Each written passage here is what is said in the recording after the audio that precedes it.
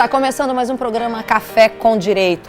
Hoje nós teremos o tema Sociedade de Advogados. E o nosso convidado para falar sobre esse tema é Daniel Farias, que é presidente do SESA. E ele vai falar e explicar muito bem sobre a composição e como se forma uma sociedade de advocacia. E o Daniel foi escolhido porque ele já teve uma carreira, começou uma carreira de forma muito interessante até conseguir atuar realmente como sócio de um escritório de advocacia. Seja bem-vindo ao programa Café com Direito, doutor Daniel. Eu que agradeço, Sheila. É um prazer estar aqui. Olha aí, então eu vou começar, apesar de termos assim, assuntos bem específicos sobre legislação, sobre a própria atuação do SESA, mas eu gostaria de saber um pouco sobre a sua carreira. Né? Hoje já como sócio de um grande escritório, como foi que isso ocorreu? Então, a escolha pela profissão de advogado já veio desde a universidade. Né? Eu sempre tive na minha cabeça a certeza que queria advogar. E quando consegui obter o credenciamento na ordem, através de aprovação no exame de ordem, eu optei em escolher um escritório que eu tivesse uma identidade numa área específica, que era a área empresarial. E aí eu tive a felicidade de começar trabalhando num escritório, que é um escritório nacional.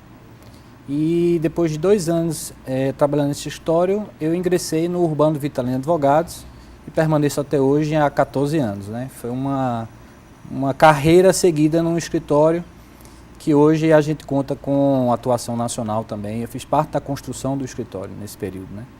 Olha aí, então como uma forma até de orientar diante da sua posição como presidente do SESA, existe uma legislação específica para regulamentar a sociedade de advocacia? Existe. Existe o provimento 112/2006 do Conselho Federal da OAB. Esse provimento trata exatamente dos registros de sociedades de advogados em todas as seccionais do Brasil. Então lá ele ensina como redigir um contrato de constituição de uma sociedade de advogados. Lá tem todos os requisitos obrigatórios que devem constar no contrato social, até mesmo os procedimentos para a inscrição de uma sociedade de advogados. A escolha em abrir uma sociedade de advocacia, né, de forma extremamente formal, né, como você mesmo mencionou aí, com todos esses passos, como é que é feito essa tomada de decisão? Por exemplo, eu entro como associada no escritório ou eu já junto a algum grupo de colegas advogados que tem algum tipo de identidade e vamos aí formar uma sociedade? O que seria preciso em relação a elementos para que isso ocorra e essa decisão seja, eu diria assim, que contenha menos erros? A advocacia, eu digo sempre, é um sacerdócio, né? Não basta saber apenas o direito.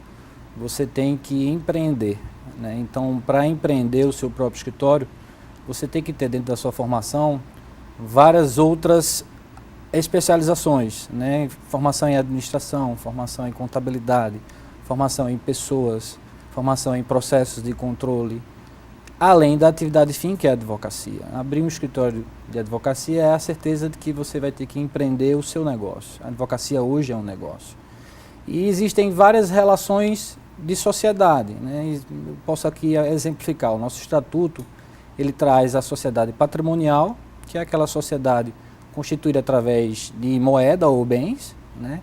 Existe a sociedade mista, que é aquela composta por sócios que têm cotas de patrimônio e sócios de serviço. E existe a figura do advogado associado, que esse não é sócio. Né? E além, o estatuto também prevê a figura do advogado empregado, aquele que tem a carteira assinada regida pela CLT. Então, ao constituir uma sociedade, você tem que ter como necessidade primária a escolha do seu sócio. Então, é muito importante, quando você for constituir uma sociedade, que você tenha uma combinação de perfis. Então, eu digo sempre que uma sociedade ideal, ela tem, na combinação de perfis, um sócio que ele é mais operacional, aquele sócio que vai tocar as operações de equipes, as operações de prazo, de controle de prazo, leitura de publicações, audiência, fórum. Ele vai estar mais ali para controlar o dia a dia da operação do escritório. Existe aquele sócio que ele é mais científico, né, que ele escreve artigos, que ele promove palestras, ele é professor universitário. Ele tem a veia científica dentro do escritório que agrega muito valor. E você tem aquele sócio que ele tem um aspecto, entre aspas, mais comercial. Ele é a pessoa que se relaciona institucionalmente com outras autoridades, com outros órgãos. Ele aparece ali no mercado como um sócio que é a visibilidade, é a cara do escritório, até mesmo para atrair, reter clientela para que o escritório possa funcionar. Nós temos hoje, dados estatísticos da gestão anterior da OAB, pouco mais de 500 sociedades registradas. É um número muito pequeno. Verdade. Quando você tem um universo na Paraíba de mais de 23 mil advogados. A Paraíba ainda não despertou para as vantagens que existem quando há a abertura de uma sociedade de advogados. Ainda mais agora, que nunca houve uma transformação tão grande nas sociedades de advogados como no último triênio. Nós tivemos a inserção da advocacia no Super Simples. Verdade. Nós tivemos aí a regulamentação da figura do associado, nós tivemos também a regulamentação da sociedade individual, e está no nosso estatuto, também foi criado um provimento regulamentar. Então hoje você tem como criar uma sociedade de diversas formas. A gente acompanha muito em São Paulo, por exemplo, Sheila, uma sociedade com 4 sócios que decidiram encerrar a sociedade para criar 4 sociedades individuais. Pagando menos tributo, rateando custos em comum e tendo uma capacidade de divisão de clientela que se acomoda dentro de uma sociedade formada agora por 4 sociedades individuais. Então o mercado se transformou muito. Cada um com um CNPJ diferenciado. Cada um com um CNPJ diferenciado. A Paraíba, infelizmente, ainda não despertou para essa necessidade da sociedade individual, de você formalizar o seu escritório. Antes desse avanço da sociedade individual, o advogado pagava imposto de renda, 27,5% em cima do que você presta de serviço. E hoje, dependendo do faturamento que você tem no seu escritório, você vai pagar 8 tributos numa alíquota única de 4,5%. Então, assim, é muito menos dinheiro gasto com o imposto e o advogado vai ter uma amplitude de prestar seu serviço, porque vai poder prestar serviço para empresas, emitir nota fiscal. É diferente daquele advogado que ainda vive na informalidade. Né? Ou até como pessoa física, e onde o tributo não deixa de ser maior, porque ele vai ter que contribuir à previdenciária, e aí vai, né? Isso. E o leão está cada vez apertando em relação a isso. Agora, você falou uma coisa interessante em relação a esse número de formalização. O que se atribui a isso? Seria a questão da falta de formação, de conhecimento dos advogados? Seria o medo de empreender, a falta de conhecimento disso, né? Ou realmente vantagens para tal? Eu acho mais a questão cultural. A gente ainda vive num estado que ainda não despertou para a necessidade de formalizar o seu escritório. A gente ainda vive na advocacia paraibana, infelizmente, uma advocacia ainda muito romântica, né? A advocacia que você tem uma secretária, que ela é seu financeiro, que ela é seu RH, que ela faz o controle de tudo do escritório por uma planilha, que o TI é aquele rapaz que você liga porque deu uma bronca no seu computador e ele vai lá e resolve. Então, assim, a advocacia, na Paraíba, ela não busca tanto conhecimento para gerir seu escritório. Isso está mudando. Graças a Deus, o César, da qual instituição eu sou presidente, tem feito esse trabalho forte de mudança de cultura, de trazer a sociedade pequena, média ou de grande porte para a necessidade de uma gestão profissional. Mas a gente ainda está engatinhando nesse aspecto. Daquelas 500 sociedades registradas que nós temos hoje na OAB, quase 90% é formada por 2 ou 3 sócios.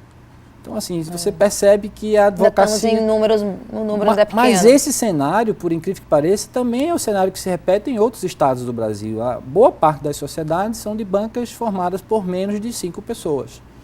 Então, assim, essas sociedades, eu já percebo aqui na Paraíba, algumas sociedades que estão iniciando com seus 5 primeiros anos, já estão buscando a gestão profissional do seu escritório.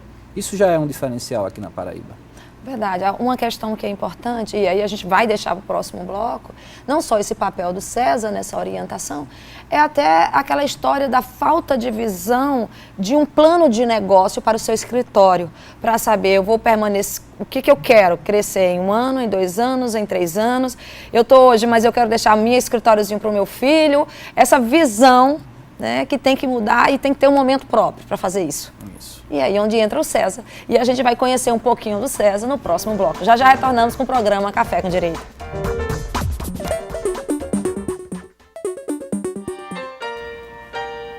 Estamos de volta com o programa Café com Direito. E como nós falamos no bloco anterior, estamos aqui com o advogado Daniel Farias, que é presidente do César, que aí não é uma pessoa, é o Centro de Estudos de Sociedades de Advogados. E aqui a gente vai conhecer um pouquinho mais, e nada melhor do que o presidente aqui na Paraíba para falar um pouco sobre o César.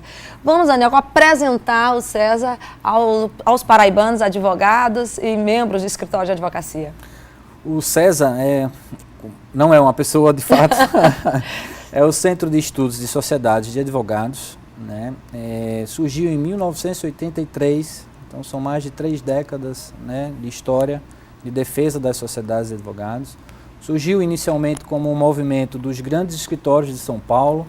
Nesse aspecto, inclusive, eles são muito unidos, né? Apesar de concorrentes, eles têm uma proximidade de atuação, de defesa de seus próprios escritórios, e o movimento começou nesse aspecto, protecionista de um grupo de escritórios. E do próprio mercado. Do próprio mercado. E o César, inicialmente, não tinha noção da expansão territorial, mas quando foi em 1999, aprovou-se um novo estatuto social, e aí surgiram as seccionais. Hoje nós temos 13 seccionais, né? Então, Rio de Janeiro, São Paulo, Espírito Santo, Minas Gerais, uma unidade no Norte, aqui no Nordeste, Distrito Federal, no Nordeste, Bahia, Maranhão, Paraíba e Pernambuco, e ainda tem Mato Grosso, né? Então, assim, hoje nós temos uma instituição, uma associação civil sem fins lucrativos, que tem um envolvimento muito forte no tema sociedades de advogados. Então, a gente promove ambientes, né, em que a gente traz palestrantes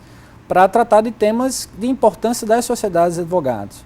O César também tem uma possibilidade de representação jurídica dessas associadas. Hoje somos quase 1.000 associadas em todo o Brasil. Então, temas que envolvem a advocacia nacional, o César pode se habilitar como amicus curiae, o César pode promover a judicialização de determinados assuntos na defesa dessas associadas. Sem dúvida, é uma instituição forte que tem como bandeira a defesa e o aperfeiçoamento das sociedades de advogados. Aqui na Paraíba, nós existimos desde 2009. Né? Nós iniciamos um movimento em 2007, que durou 2 anos, para trazer a seccional do César para a Paraíba, do Centro de Estudos de Sociedades de Advogados.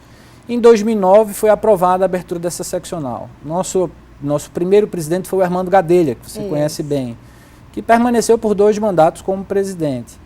E eu como diretor administrativo, quando então assumi em março do ano passado a presidência do César. Então de lá para cá, hoje nós contamos com 18 escritórios aqui na Paraíba, e se a gente for somar o corpo jurídico dessas associadas do César aqui na Paraíba, nós temos mais de 300 advogados nesses escritórios. Temos comitês de estudos, fazemos uma participação muito próxima da OAB de temas sensíveis à sociedade de advogados, como foi o caso do piso salarial. Pois é, e a gente vai ter que achar um espaço para falar sobre isso.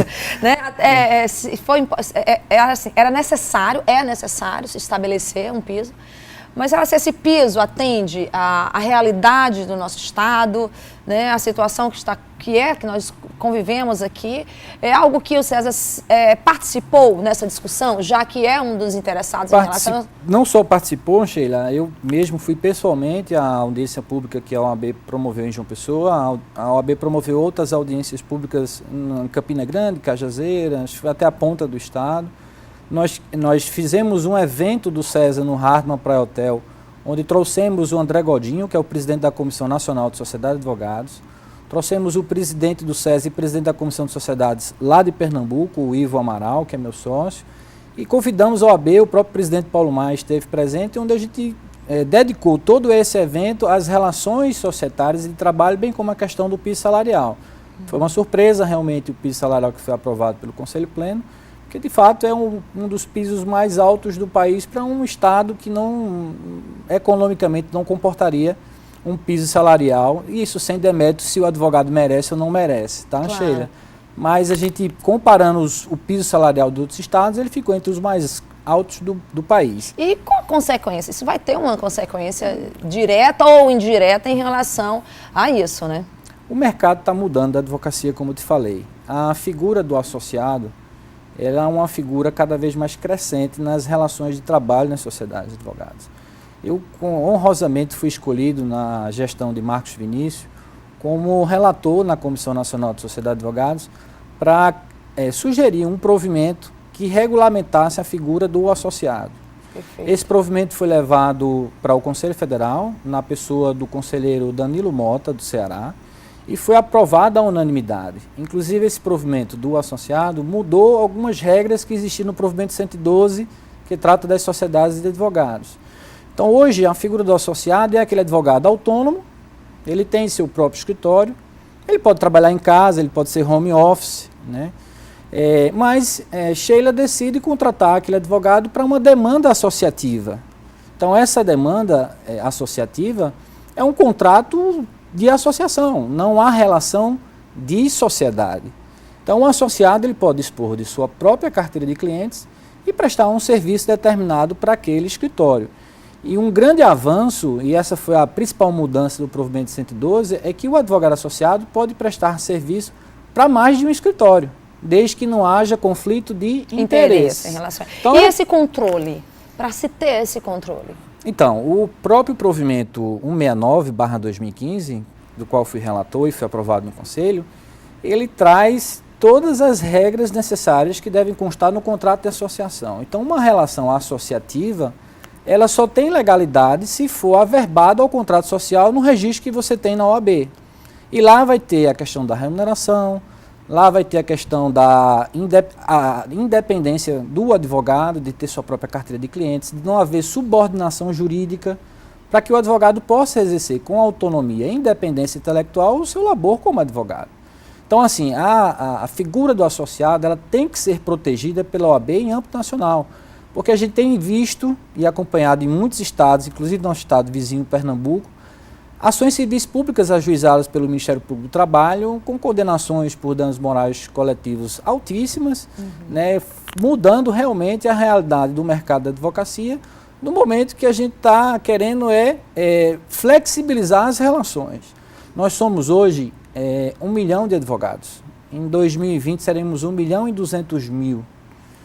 Como é possível restringir as relações de sociedade e de trabalho para comportar esse universo de profissionais? Então, claro, é difícil realmente você criar uma fórmula que comporte uma realidade nova da advocacia. Foi por isso que passou por essas transformações. Essas transformações, ela deixa tão flexível, até na questão do percentual. Eu imagino que não pode estabelecer quais seriam as ações isso antes do registro. Só estaria aberto para essa possibilidade. E os percentuais nessas participações? Haveria nas ações? O que a gente percebe nas ações civis públicas, que uma das linhas de argumentação do Ministério Público do Trabalho são aqueles sócios com ínfima participação societária, aquele 0,000%. Claro.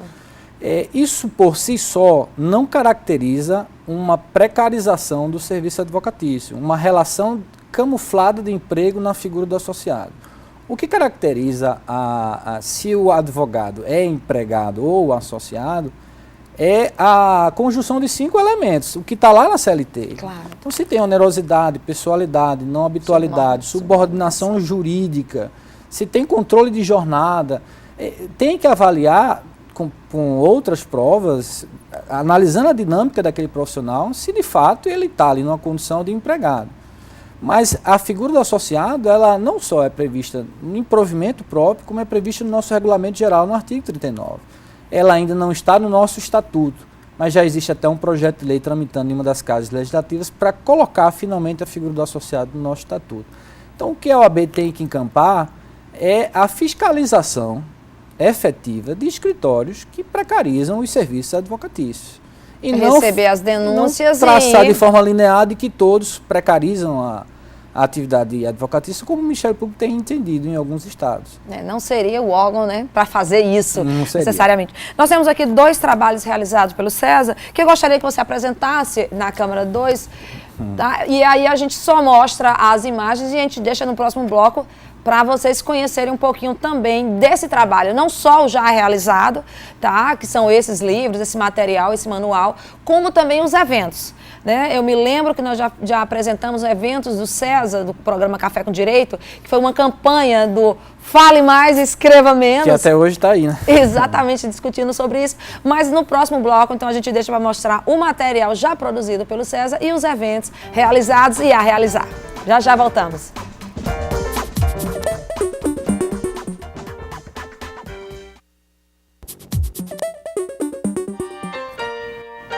Programa Café com Direito, uma escolha inteligente para você conhecer mais os seus direitos.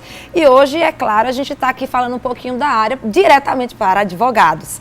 E a gente vinha falando no último bloco sobre as realizações do César, né? E aqui está o manual de orientações para a Sociedade de Advogados que eu vou apresentar, de advocacias para vocês. Eu vou apresentar e o Daniel, né, que vai falar um pouco sobre esse livro, né?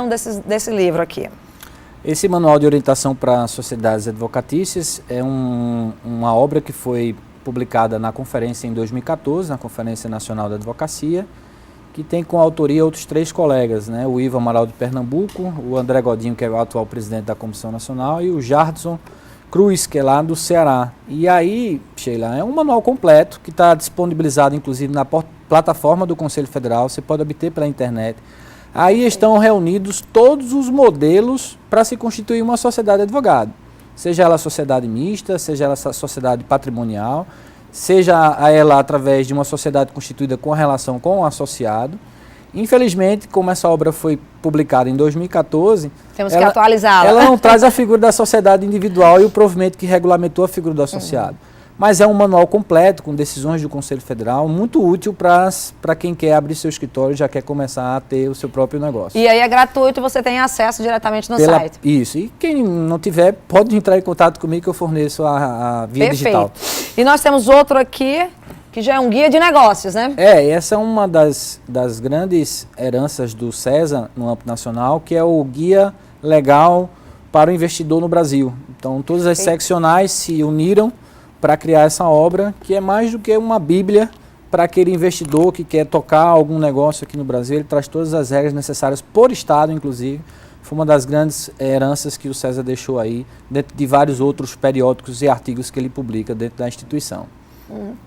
Olha, a gente mostrou um pouco aqui desse material, né, dessa parte doutrinária que o César, de uma forma clara e transparente, auxilia o escritório de advocacia, as sociedades. Mas vamos falar do evento. Você lembrou muito bem que vocês desenvolvem, estão sempre promovendo eventos, né, até para os associados, e aí a gente pergunta se está restrito sempre aos associados ou aos futuros associados, né, em relação a isso. E vamos falar um pouquinho quando vai ser, quem virá aqui, que a gente tem uma arte também que a gente vai apresentar.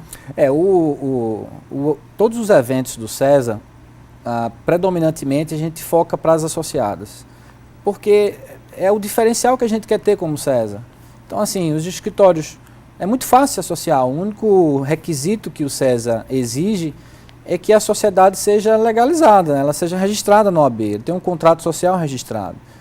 E você faz a associação do César pelo próprio site, indicando 3 associados que já existem na seccional, para referendar a inscrição daquela sociedade.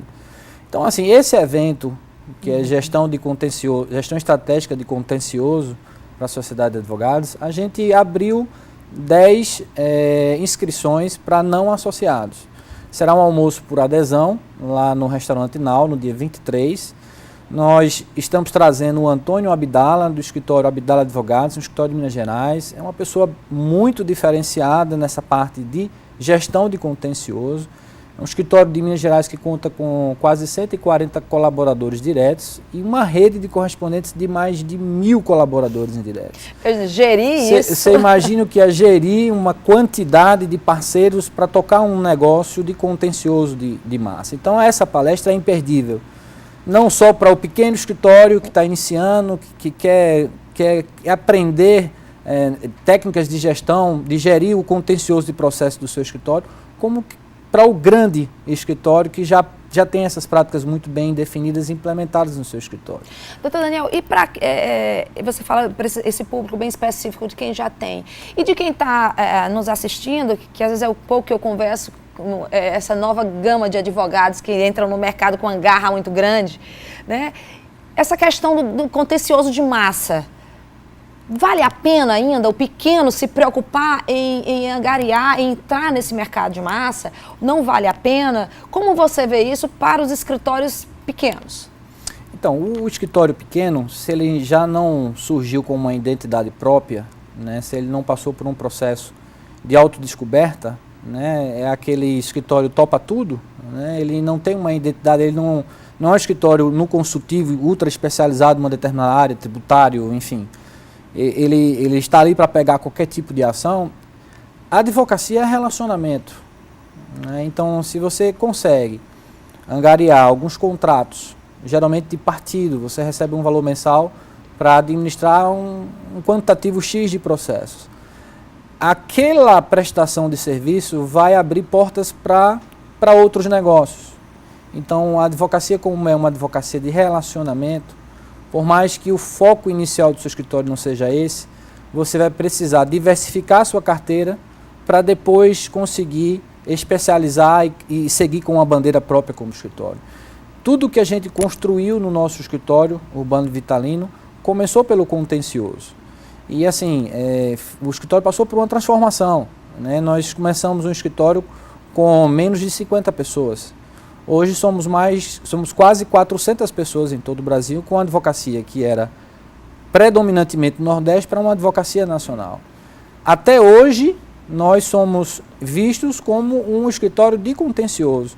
Nós não perdemos nossa identidade, mas conseguimos desenvolver áreas dentro do nosso escritório que já são referencial, que vieram fruto de uma advocacia de contencioso de volume.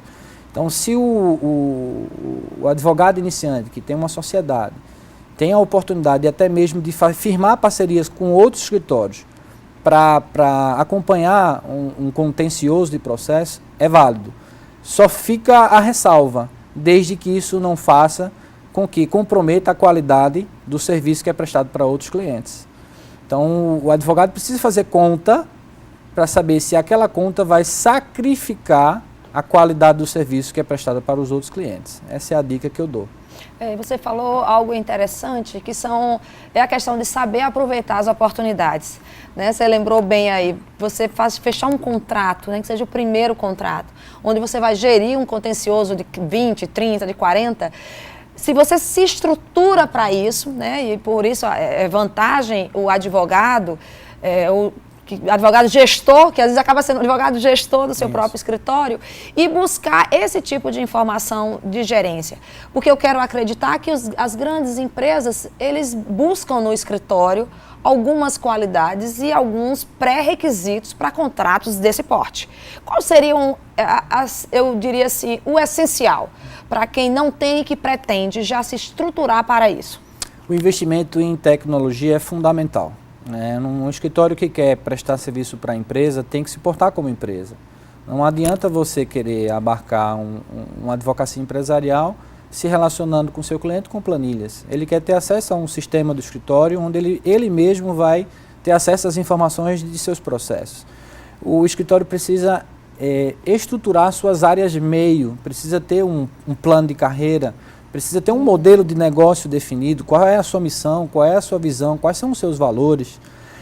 E vou mais além, né? O escritório precisa estruturar procedimentos internos de integridade, porque a lei anticorrupção de 2013 para cá mudou o relacionamento das grandes empresas com os escritórios de advocacia.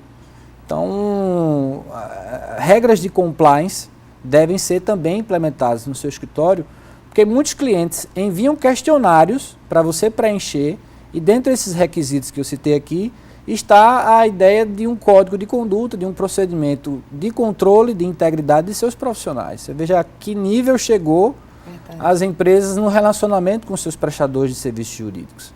Então, é ter a ideia de que você vai precisar estruturar muito o seu escritório para depois conquistar o seu potencial cliente. E uma orientação, que eu acredito que pode ser também, é quando alguns órgãos públicos, ele abre licitações para escritórios de advocacia, né? Aqueles requisitos já poderia ser um parâmetro, por exemplo, ou não, são exigências muito diferentes do mercado, tipo umas agências bancárias, algumas coisas do gênero, com outras empresas. A gente tem uma área no escritório, inclusive, que acompanha exatamente esses procedimentos licitatórios. Né? Como a licitação envolve um contrato público, né? Aumenta ainda mais a necessidade de você ter um código de conduta e procedimentos de integridade muito bem definidos no seu escritório. Até mesmo para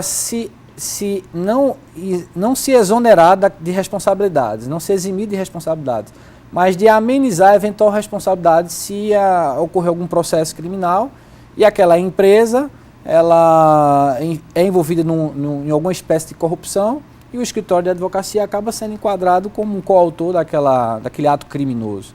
Então, ter um código de conduta dentro do seu escritório, ter mecanismos de integridade muito bem definidos, vai facilitar também num processo licitatório, além da tomada de preço, que você venha a ser vencedor num processo licitatório. Doutor Daniel, eu só tenho que agradecer a sua participação e aproveitar e pedir que toda oportunidade que o senhor tiver, vá e incentive os advogados de uma forma tão clara como foi essa, de explicar, que ouvindo você falar, assim, dá para pensar que realmente é mais fácil, né, começar a trilhar esse caminho da sociedade de advogados. Então a gente agradece e deixa aí os últimos minutos para o senhor fazer considerações. Eu que agradeço, Sheila. Eu sou um apaixonado pelas sociedades de advogados. Nós fazemos um trabalho estrutural mesmo do César desde 2009 aqui. Convido a todas as sociedades de advogados da Paraíba a conhecer de perto nossos eventos, nossas ações. Deixo desde já o convite para você, para comparecer no dia 23, tá? Já está intimada para o convite. E o César continua com a sua missão de transformar as sociedades de advogados, de buscar a gestão profissional cada vez mais para os escritórios de advocacia aqui da Paraíba, porque nós temos uma instituição que outros estados do Nordeste não têm, e a gente precisa aproveitar essa organização que é forte, que é nacional. É a única forma de você buscar um diferencial do mercado da advocacia. Doutor Daniel, muito obrigada. E o programa Café com Direito vai ficando por aqui. Até a próxima semana com mais conhecimento jurídico para você. Eu falo demais.